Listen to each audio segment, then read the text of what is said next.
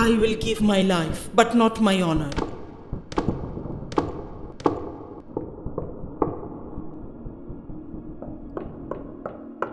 Nanu, are you sleeping? Who is it? Oh, Labuni. What's up, Nanu? Why are you sweating so much? No, nothing. I'm not feeling very well and feeling a bit sad. Did you again have nightmares, Nanu? Yes, I dreamt of the war. I remembered lots of horrific things and many of my friends. Oh, Nanu. Why were you calling me Labuni, dearest?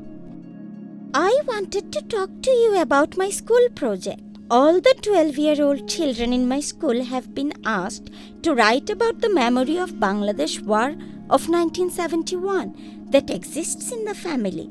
Why don't you tell me the story of your friends? Maybe by telling me, you might feel a bit better? Maybe. I'm 72 years old now, and we are all slowly passing away. Just a few days ago, Mukhlesa Begum died. Before that, in early 2018, Ferdowsi Priyobhashini died. Whenever I get this news, I feel really bad. We also had a huge loss in the war of 1971. Loss? What do you mean by loss?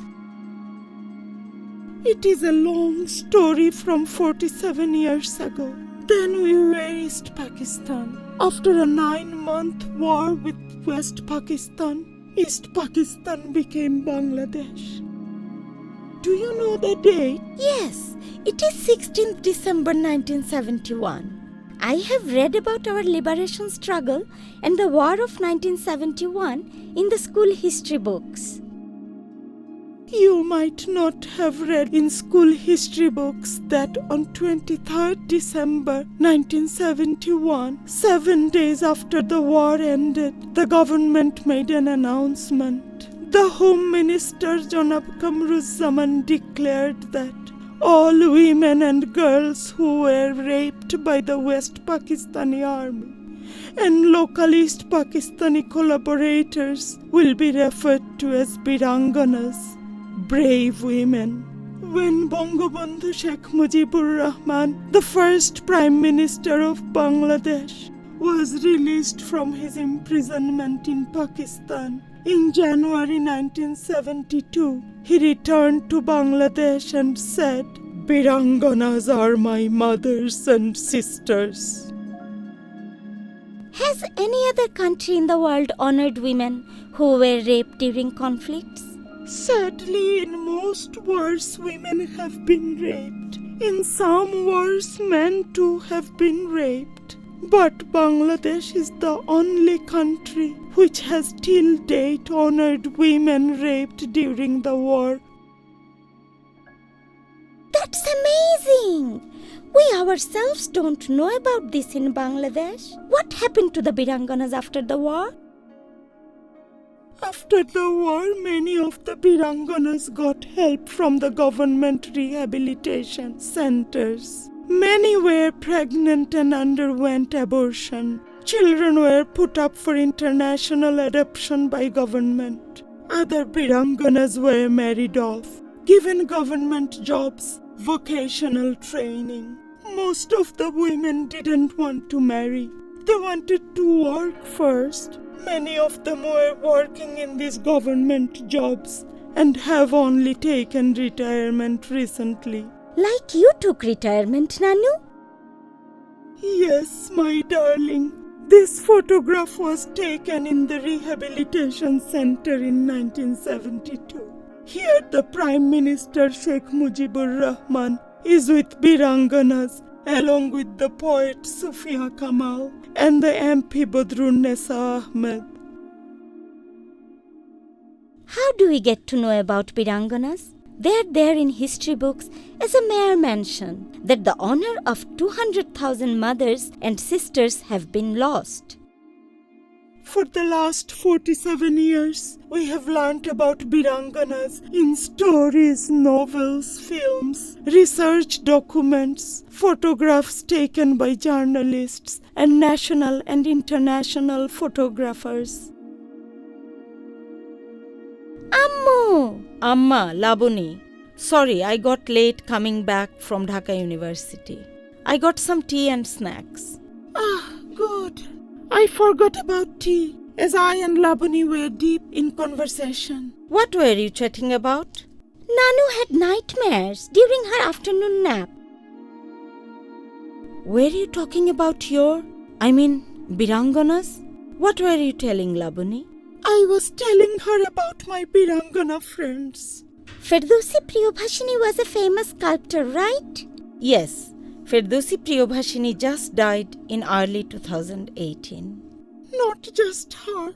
Raju Balade, Chiandao Marma, Mukhlesa Begum, everyone is dying.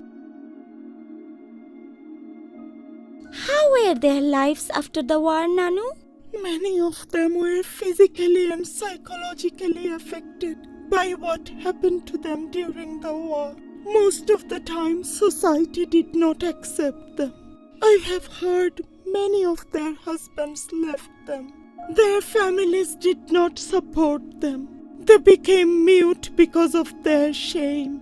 Mute like that photograph of the Birangana with the hair covering her face, which is there in the Liberation War Museum? Yes, one day I overheard a group of 12-13-year-old children talking among themselves in front of this photograph in the museum. What has happened to her? Who has done this? The invader army. Who are the invader army? Pakistani military. Hannah, did you also not interview many Biranganas as part of your oral history project? Yes, Ammu, but all of them were not ostracized by their families and society. Many live with their families till today. They have husbands, extended family, in-laws. They have been through a turbulent time after they were raped during the war. But not all of them have been socially ostracized. Many of them today have their names in the government official gazette and receive monthly pensions since 2015. Why don't you tell us some of their stories, Ammu? Labuni, you know about the well-known sculptor Firdausi Priyobhashini? Firdausi Priyobhashini, sculptor. During the war of 1971, Pakistani military and her colleagues at work raped her for many months. She had to go to war as she was responsible for the sustenance of her widowed mother and young siblings. After the war, she was mistakenly referred to as a collaborator by her neighbors. As a result, she and her husband, who was a liberation fighter, had to constantly change their home and cities they lived in to escape these rumors. Only in 1999, she told her daughter about 1971. She used to say, if the end of your finger is touched without your consent, the finger would burn. Imagine how it would feel if it is the rest or whole of your body. Her story and sculptures inspired many in Bangladesh, particularly the younger generation. She died in March 2018.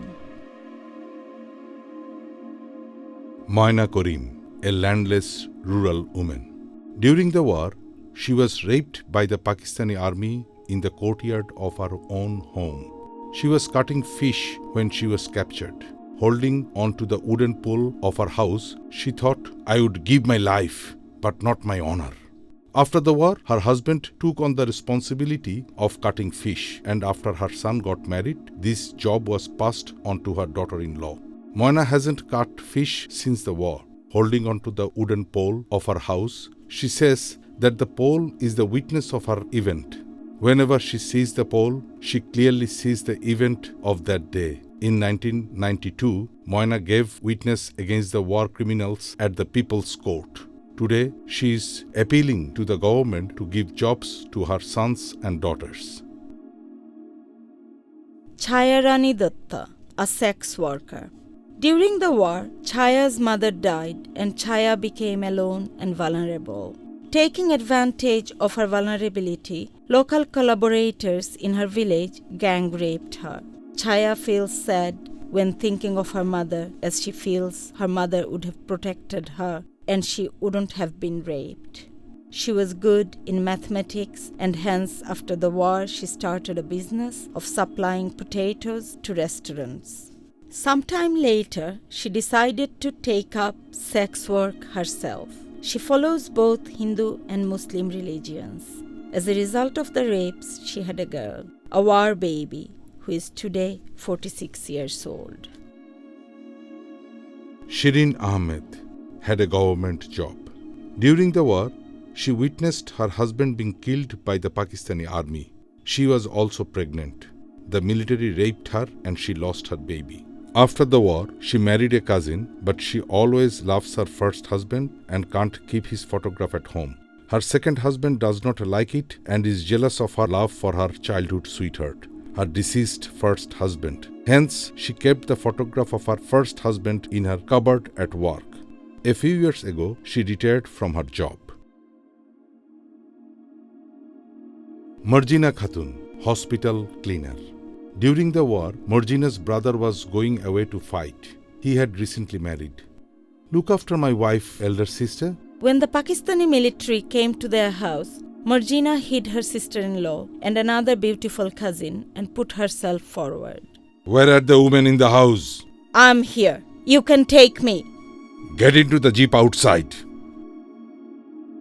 For 4 months, every night, a military jeep came to pick her up, to be raped and dropped her back in the morning.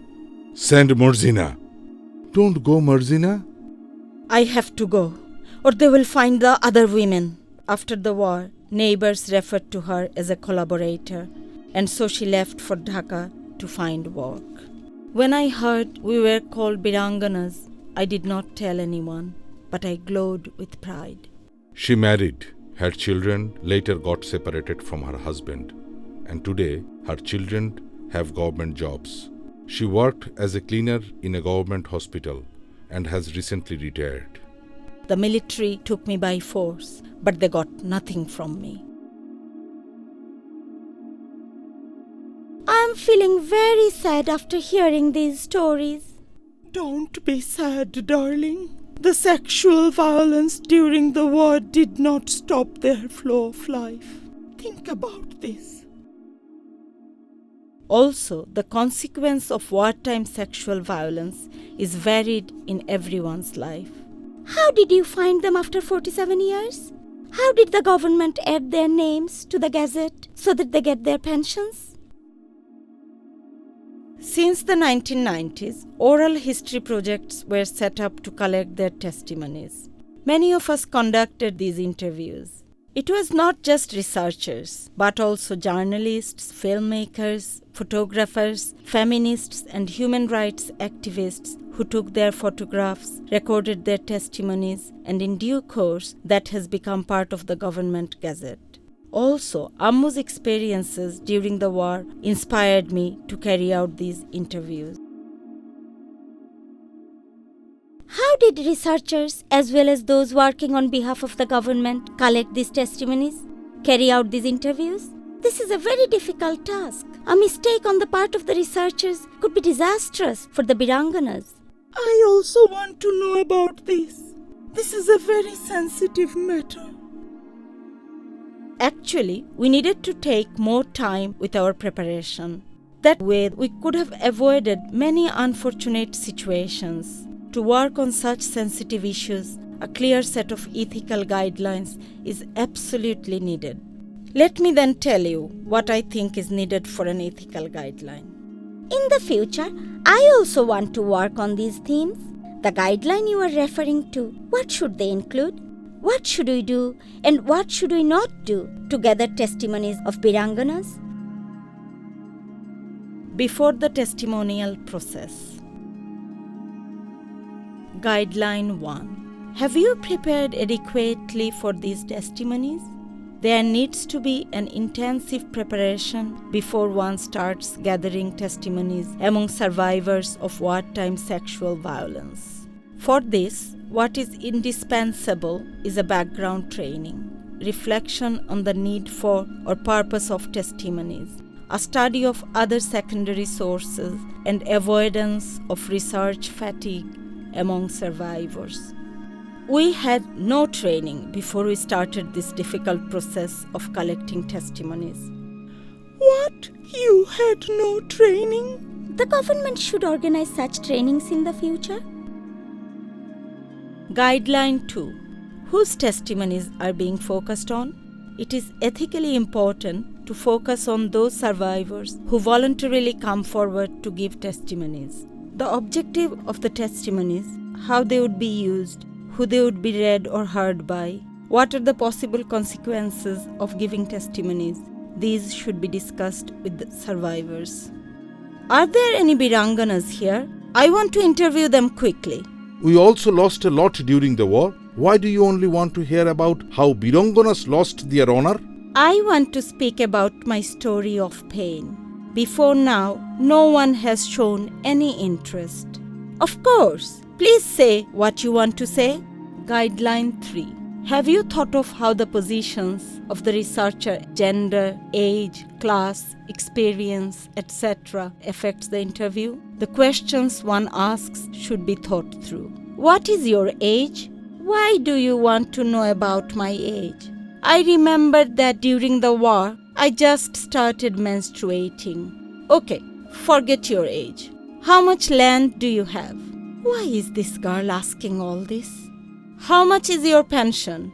Why do you want to know of my pension? Whom will you tell? As a female interviewer working on this issue, it is possible to work with both men and women. You are wearing loose clothes, a dupatta, that is porda for us. You don't need to cover your hair. When can you interview me about my experiences as a liberation fighter? During the testimonial process. Guideline 4. Have you done a risk assessment before interviewing survivors? Instead of relying on gatekeepers, intermediaries, interpreters, and translators, survivors should be asked whether they would be willing to speak. Once I made a big mistake. My mother is a Birangona. She will give an interview to you? I will not say anything. If I do, then they would put me on a stage and ask me to talk about my event of 1971. And then my younger son wouldn't give me rice. That means her younger son has a livelihood and looks after her, and her elder son did not. So her younger son's opinion was more important for her than to be honored as a Birangana. Then how do we undertake risk assessment? We need to ask the survivors whether they would be willing to speak. Can we speak to you? Guideline 5. Do you have enough time for these testimonies? Interviews need to be conducted with adequate time so that survivors can give their testimonies if they wish to, in accordance with the time and place that suits them. Their context is the priority. Interviews should be conducted with adequate time and not to be rushed. I am in a rush and need to catch a bus. Tell me quickly what happened in 1971. With such little time, we cannot develop a relationship with survivors. How would it be possible to do these interviews? Absolutely. Also remember, it is not easy to talk about. Remember these horrific accounts. Once I sat through a cold winter night in a barn and talked with a Birangana survivor. We went to sleep at 4 a.m. I can speak to you now in peace. There are too many people during the day. Can't speak about the words in my heart about my incident then. To understand the socio-economic contexts of survivors, we need to talk to their family members and wider community, if possible. It is necessary to establish relationships of trust and empathy with survivors. Trust is generated through warm, everyday relationships with survivors. You don't know how to eat sugarcane? Let me teach you. Since you have learned how to hold a goat, let me take your photo in the mustard fields by the river. Are you enjoying this? Yes, I'm loving it. That day, I hid in this pond. Oh, are you feeling okay? We worry about you traveling alone to do this work. You need to put some oil in your hair to cool it. Before the testimonial process. Guideline 5. Do you have enough time for these testimonies? Understand the local politico-economic contexts and establish a relationship of trust before interviews. Interview other survivors in the area. This makes the Birangonas less conspicuous and could mitigate jealousies from others towards them. To do the interviews, you don't need to stay in the village, and you won't need more than 1 week. Stay in a town accommodation and go to the village and do interviews. How would one understand the situation of the Birangonas without staying in the area? Not only that, if you don't stay in the area, we will not get to know about the local political and economic contexts. So alongside the Birangonas, it is important to interview other survivors and liberation fighters of the war in the area. This makes the Birangonas less conspicuous and also avoids others getting jealous of all the attention on the survivors of sexual violence. Why did the Pakistani army come to this area and commit the rapes during the war? Many refugees and liberation fighters were here because of the river. The Pakistani army were after them and hence came here. After the war, the land of the Hindus and the poor were taken over by the rich and powerful in the area. So, they lost out during the war because of the rape, and after the war because of deception by the powerful. We need to examine various secondary documents to understand historical, political, economic context in the area and across time. Oh, look! It shows in the land documents that after the war, most of the land in the village is owned by the rich, powerful family. During and after the testimonial process. Guideline 6. Have you secured meaningful consent at every instance? During the process of collecting testimonies with survivors, ethical decision-making has to be undertaken repeatedly. Avoid entering personal spaces without permission for the purpose of interviews. Tell me, what happened to you in 1971? I am feeling sick and children are nearby.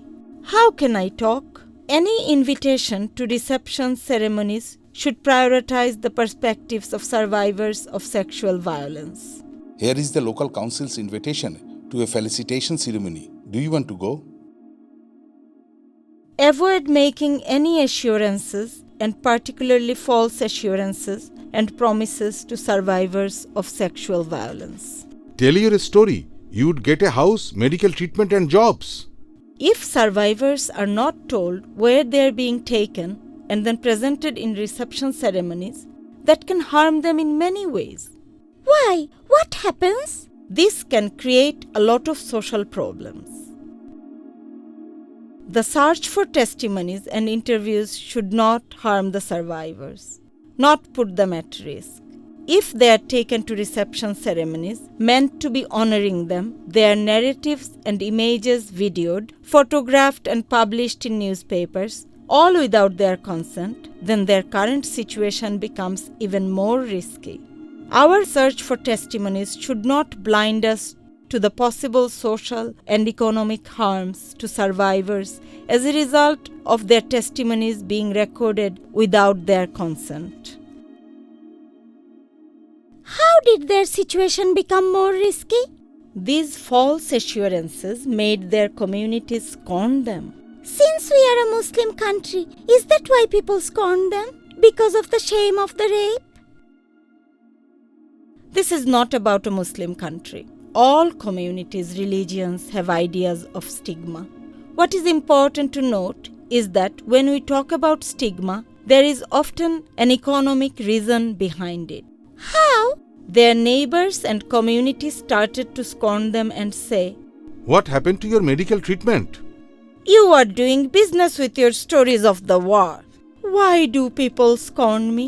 Actually, we are all poor, and they think I am becoming rich by giving my testimony.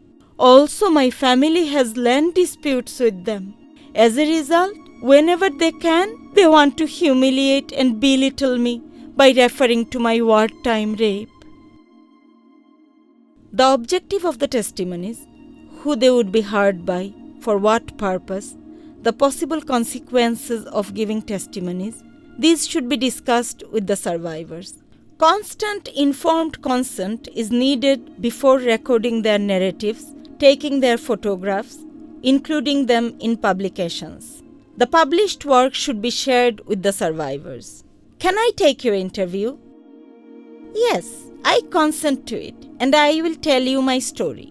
"Can I record your experience and publish it in an oral history book of the experience of survivors?" Guideline 7.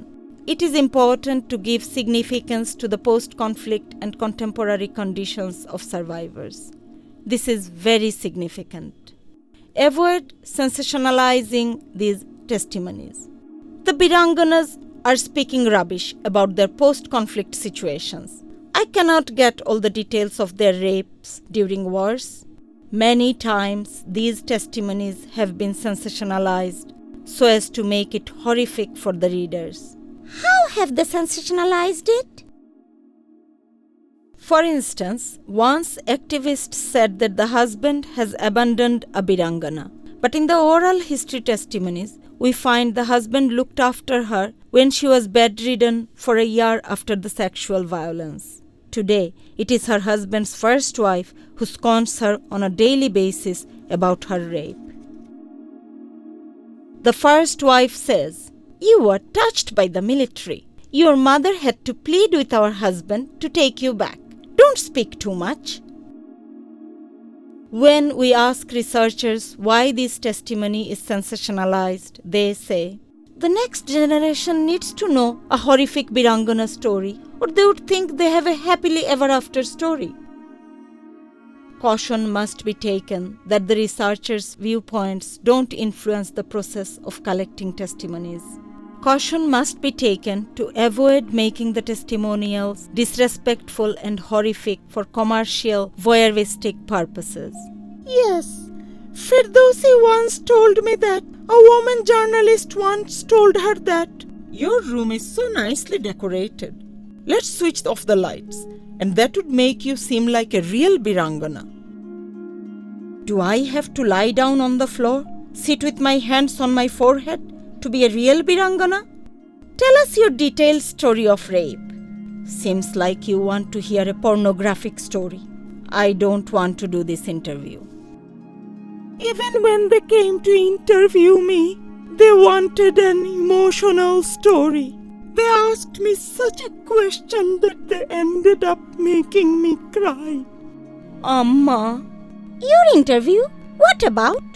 I will tell you later, my darling. Testimonies should avoid linear accounts and present their stories the way the survivors want to narrate their experience, as fragments, emotional gestures, or narratives. This body has gone through a big storm. That day, I was in a cyclone like this. This wooden pole is a witness to my event. When I see it every day, I am reminded of that day. There are Birangonas among us. Are they only to be known by their rape? They have families, lives which has not stopped in the war of 1971. After the testimonial process. Guideline 8. Have you reflected on how we use images of survivors during the testimony and when representing their life stories? And what are the consequences of such image use? Survivor blame should be avoided in all instances. Where have they brought us? We were to meet the Prime Minister. They did not ask us but took so many videos and photographs. We did not speak, were mute from shame, and we felt the ground under our feet was splitting. She is doing business by selling the story of loss of her honor in newspapers. Today, the Birangonas don't want to go to any ceremonies. They say, we don't need to eat chicken pulao and will continue to have rice and green leaves. Meaning, their daily lives are like eating rice and green leaves, while these ceremonies are like having pulao? Yes, they feel they have become goods, but they are not getting respect.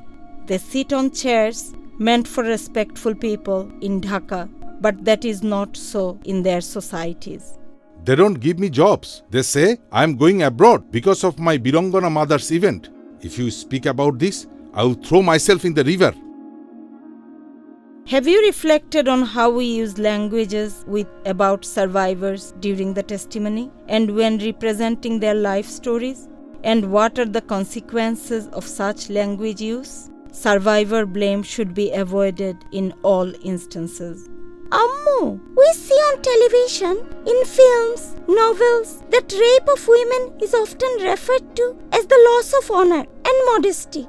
You never use the term sex or these phrases. You refer to it as rape. Why? Is honor, modesty found in our bodies that they would be lost? When we are physically attacked, we don't call it a loss of honor. Sex is a consensual act. Rapes are violent, non-consensual crimes. Shame and blame should be on the perpetrator of these crimes, not the survivors and victims of these crimes. Guideline 9. Have you thought through the complexities of the rights to confidentiality and anonymity? Survivors should have the right to remain anonymous and to have their rights to privacy and confidentiality respected. The need to identify oneself depends on the survivors and their concerns. Do the survivors use their own or anonymized names in their testimonies? Ethically, their names should be anonymized. In instances where their testimonies have been secured by deceit, the survivors don't want their names to be made public. At the same instance, they also want their names and life stories to be widely circulated, as that would also enable them to receive government pensions. Then this is a very complex matter. Yes, it has no easy set answer. What the survivors want, that should be the priority. The consequences of using real and anonymized names should also be discussed with the survivors. Guideline 10. Have you kept in touch with the survivors after recording their testimonies? If the survivors agree, warm relationships should be maintained in the post-testimonial phase. How are you? I was calling up to see how things are. We are good, and it is lovely to hear your voice. Have you heard the good news? Khokon has had a little baby girl called Asiya. Also remember, Birangonas have a right not to speak. Be silent about their experiences. It is not at all easy to talk about this. Come, my dear, let us take you somewhere tomorrow. Journey to the Meherpur War Memorial. Labanyo's father and Hena's husband Tanvir is driving the car. What is there in Meherpur, Nanu? For the first time in Bangladesh, they have built a memorial for us. I mean for Birangonas.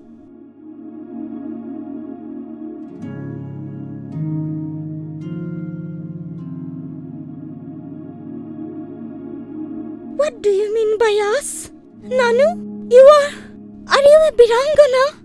Yes, Labuni. We wanted to tell you at the right time, so that you can understand it fully. Nanu, you have gone through so much pain. We have got this country because of you. Yes, my dear, but I'm not only a Birangona. I'm your Nanu. I worked for many years in my government job, brought up my daughter Hannah, your mother. What I told you about Birangonas, some of it is my life story too. I was visiting my uncle's house in a village in Pabna during the war and got captured by the Pakistani army. I was in a camp for 3 months and got raped by the army. We became free after a group of liberation fighters stormed the camp and set us free near the end of the war. I have erased the memories of those 3 months, as I don't feel well when I remember them. A liberation fighter wanted to marry me after the war, but I did not want to marry. I returned to my family in Pabna town after the war to avoid questions to myself and my family as to where I was during the war. I came to Dhaka's rehabilitation center and stayed in the women's hostel in New Iskaton. The government had advertised that Bangladeshi men should marry Biranganas, but we did not want to marry. We wanted jobs. So the advertisement was withdrawn. Soon I got a job in a government department. I retired only a few years ago. A year later I met your grandfather and we got married. He was away in Kolkata during the war and cried on hearing my story. He would say, "Rehana, would my love make you forget those horrible days?" But your grandfather's family used to scorn me, and so we left it. Hence we did not get a share of your great-grandfather's property. Remember, Hannah said all forms of stigma have an economic reason. After your grandfather's sudden death after the war, I was heartbroken. But my government job gave me a lot of strength and I could bring up Hannah alone. Ammu, you should tell Labanno how through your story I met Hannah. Yes. In 1992, when the 3 women from Kushtia were testifying at Gono Adalat, I was there with Hannah. I was scared and thrilled and wanted to say aloud that I am a Birangona, but kept quiet. I was nearly fainting there and Tanvir helped us. The women's movement in Bangladesh has waged a huge campaign to bring these debates to the forefront. Yes, and when Ferdowsi Priyobhashini told her story of 1971, I felt so proud and strong, but I acknowledged it quietly inside me. Soon many more of us were openly saying, I am a Birangona. In 2000, Ferdowsi Appa also spoke at the Tokyo Tribunal, and she met a 90-year-old Korean comfort woman, and she said, "You, me, we are the same. Our pain is the same." The Birangonas who testified in 1992 suffered a lot as the testimonial process was another violation for them. In August 2018, they launched an ethical guideline meant for all those who are working with Birangonas. These ethical guidelines should be implemented.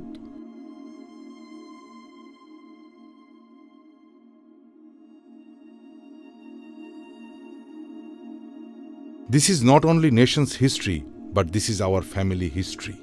Labani, your generation has to bring out the stories of losses of men, women, Birangonas and war babies which is not known.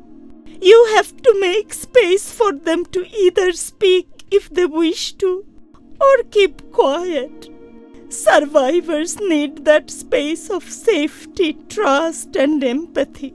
Your generation has to implement these guidelines and ethically record testimonies of sexual violence when needed.